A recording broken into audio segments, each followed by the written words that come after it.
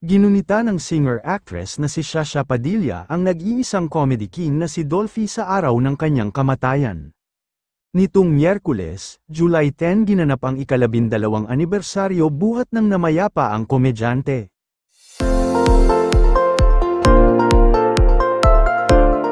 Dinalaw nga ni Shasha ang puntod nito sa Heritage Park sa Taguig para mag-offer ng bulaklak para sa dating partner.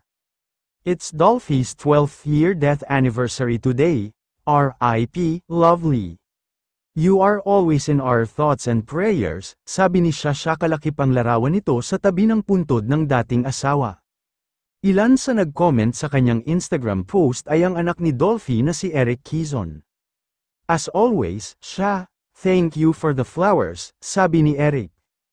Taong 2012 nang mamatay si Dolphy sa edad na 83 dahil sa sakit nitong chronic lung disease at multiple organ failure. Sa ngayon ay in a relationship na rin si Shasha sa architect na si Conrad Onglao. Bukod naman kay Shasha ay dumalaw rin ang ilan sa mga Home Along the Riles co-stars ni Dolphy na sina Claudine Barreto, Nova Villa, Maybelline de la Cruz, Smokey Manaloto, Dang Cruz, anak na si Vandolph Quezon at Boy2 Quezon.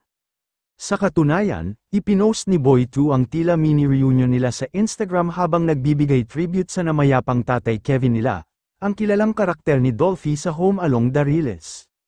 Remember ang tatay Kevin's 12th death anniversary, we miss you, or tatay Kevin, caption ni Boy2.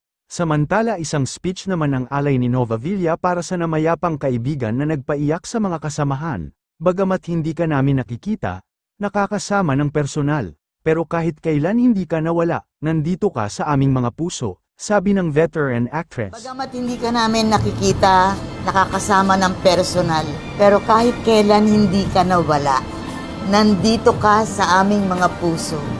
We thank you that today we remember our beloved Tito Dolphy's anniversary. We know he's with you. We remember him because he has touched our lives so much. I see trees of green, red roses too. I see them bloom for me and you. And I think to myself, what a wonderful... Mahal na mahal ka namin, Tito Dolphy. At nandito kami, ang iyong pamilya, para alalahanin ang iyong kabutihan sa mga tawang ibinigay mo sa amin, ang sobra mong pagmamahal sa bawat isa sa amin.